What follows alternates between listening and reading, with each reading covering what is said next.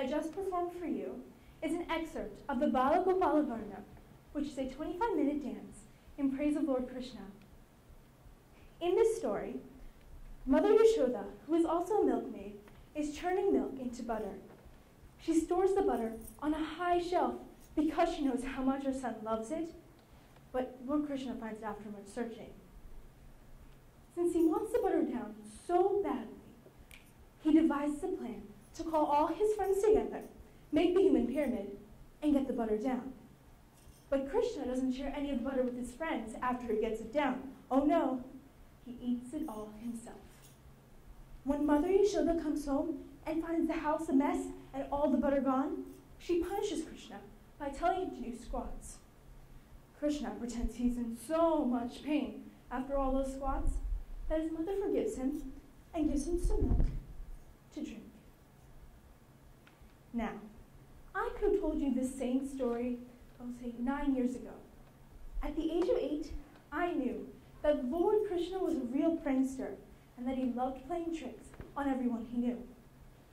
At the age of 8, I knew that Lord Shiva was the destroyer of all evil, and that his elephant-headed son Ganesha was the epitome of devotion and intelligence. At the age of 8, I knew the story of how Lord Ram saved his wife Sita from the evil demon King Ravan, and the stories behind all 9 forms of Lord Vishnu, who came down to save Mother Earth when she was in trouble. At the age of 8, I thought I knew everything there was to know about my religion and culture. I'd watched the movies, I'd read the books, I'd worn the pretty outfits, celebrated all the holidays, and learned all the prayers. At the age of 8, I thought I knew everything there was to know about being Indian. At the age of 8, I was also introduced to something new, but something Indian that, much to my chagrin, I didn't know about. This new thing was called Bharatanatyam. Translated, Bharatanatyam means the dance of India, and for a time, that's all it really was for me. On Friday nights, I have Indian dance class, where my friends and my dance teacher would come over to my house and hold class right in my basement. She'd stand at the front of the class and clap out the beat with their hands, along with chanting over our careful yet choppy movements. 1, 2, te, yum, da, da, te, yum, da, ha. As soon as dance class was over, so was even the thought of practicing dance. There were too many opportunities to play with toys or play princess. But by the time next class rolled around, we had forgotten everything we had learned the last time. And so, Indian dance went on. Over the years, dance has morphed into something bigger than just Indian dance. It has become bigger than just lessons. It has become a part of me. I have learned so much from my Indian dance. For example, devotion and hard work. It takes hard work to sit for a full hour practice, keep up with your beat, and remember all the steps, along with smiling and showing expression in all the right places. It's pretty hard. I have also learned grace and poise from Bharatanatyam. I have learned confidence and how to smile when something goes wrong because of my dance performances. But the biggest thing that I have learned, the biggest 3 things I have learned from my Bharatanatyam dance are a little bit different than those other qualities, yet they are what has made the biggest impact on me throughout my dancing career. Those 3 things are my dharma, or my duty, my faith, and my voice. Let me backtrack a little bit. At the age of 10, I had my first performance at this big convention center called the Royal Albert Palace.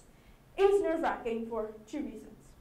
1, because this was the first audience of people that I didn't know, and 2, I had a part in this dance. See, this dance was about how us performers prayed to Lord Shiva, who was the destroyer of all evil and the Lord of Dance. Since I was the tallest dancer at the time, I had the part of the Lord Shiva, which meant that I would have to balance on 1 foot in Lord Shiva's pose for a full 2 minutes.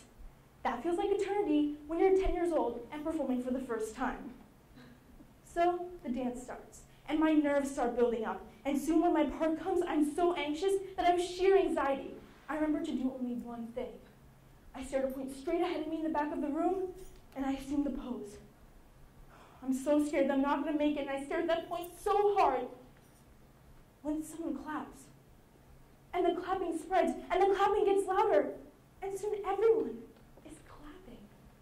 To be applauded at your first performance by someone, let alone a full audience, is incredible. It's exhilarating.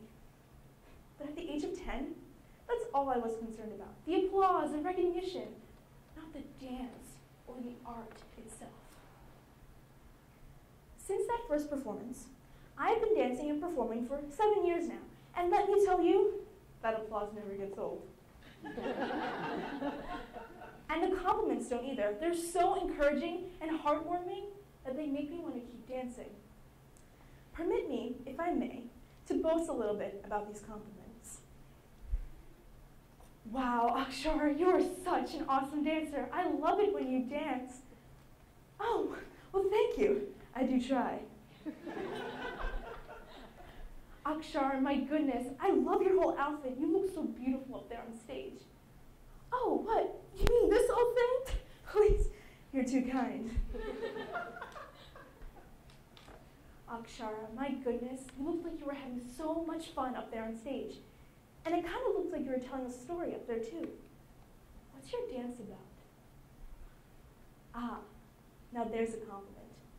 See, the art of Bharatanatyam I've learned over the last few years is actually not just dance. It's comprised of many parts, as is exemplified by its lovely name. Ba. Oh.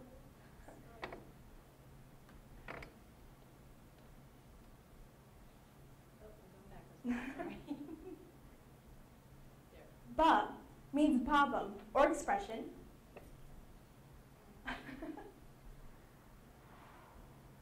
Ra means raga, or music, and tha means sala, or the beat.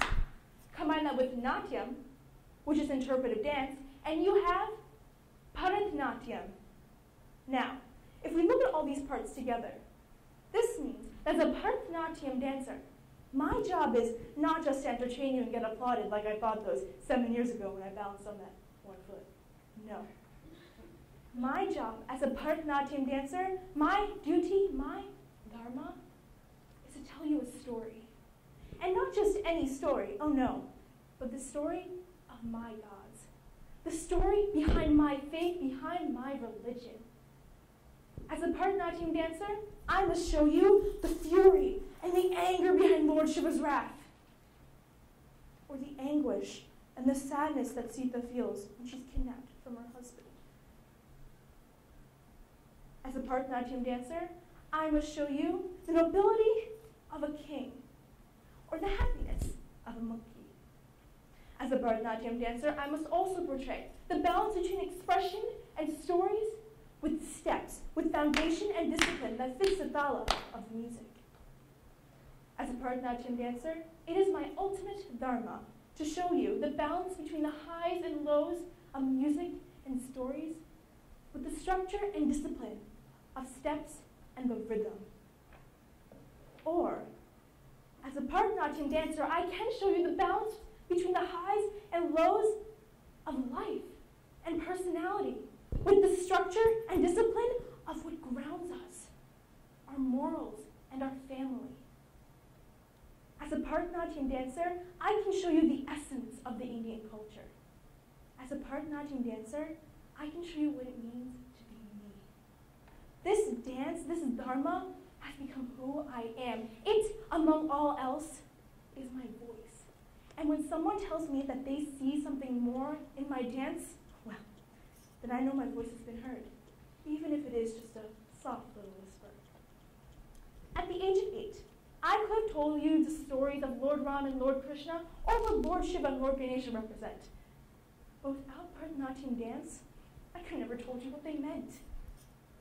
With Bharatanatyam, I understand why we Hindus put our faith into what we do, why we believe what we do. With Bharatanatyam, I can celebrate my stories, I can celebrate my culture, and I can share it with all of you. Thanks to Bharatanatyam, I have found a voice, one that doesn't just tell stories, but can actually tell the world who I really